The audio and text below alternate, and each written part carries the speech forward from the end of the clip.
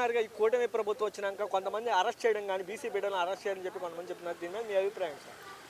Arrest చేయడం ఖచ్చితంగా ఇది ప్రజాస్వామ్యాన్ని తప్పుదోవ పట్టించడమే అని దీన్ని బట్టి అర్థం చేసుకోవాలి మనం. ఎందుకంటే ప్రజల కోసం పోరాడే వ్యక్తుల్ని అది అర్థం చేసుకొని మార్చడానికి వాళ్ళు ప్రయత్నించాలి, లేదా దానికోసం ఏం చేయాలన్నది ఆలోచించాలి తప్ప కక్షపూరితంగా ఎవరు కూడా బయటికి రాకూడదు, చేయకూడదు, ప్రజల కోసం మాట్లాడకూడదు అంటే ఈ అరెస్టులతో ఆపలేమని కూడా మేము తెలియజేస్తున్నాం. ఖచ్చితంగా ప్రజల తరపున నిలబడి పోరాడతాం.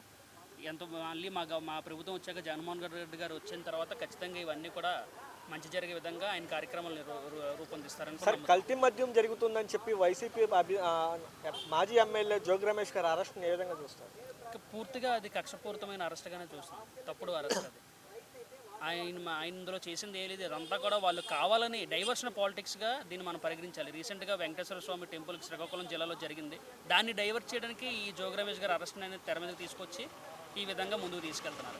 ఖచ్చితంగా కూటమి ప్రభుత్వం అనేది డైవర్షన్ పాలిటిక్సే తప్ప నిజాయితీతో కూడిన రాజకీయాలు చేయడానికి అనేది వాళ్ళు ముందుకు రావడానికి లేదు. సార్, చూస్తున్నారు ఈ కూటమి ప్రభుత్వం వచ్చినాక హిందూ దేవాలయానికి భద్రత లేదు, అక్కడ ఉన్నటువంటి భక్తులకి భద్రత లేదు, చాలా మంది మరణించి వస్తున్నారని చెప్పి కొన్ని వార్తలు కానీ అసలు కొంతమంది విమర్శించడం జరుగుతుంది. నిజమే అంటారా? ఖచ్చితంగా అది నిజమనే నమ్మాలి మనం. ఎందుకంటే ఇన్ని దుర్ఘటనలు జరిగి తిరుపతిలో తొక్కిసలాట జరిగి కొంతమంది చనిపోయారు. ఈరోజు శ్రీకాకుళంలో వెంకటేశ్వర స్వామి టెంపుల్లో జరిగింది. దానికోసం అది ప్రైవేట్ టెంపుల్ సింపుల్గా ప్రభుత్వం చేతులు దులుపుకునే పరిస్థితిలో ఉంది.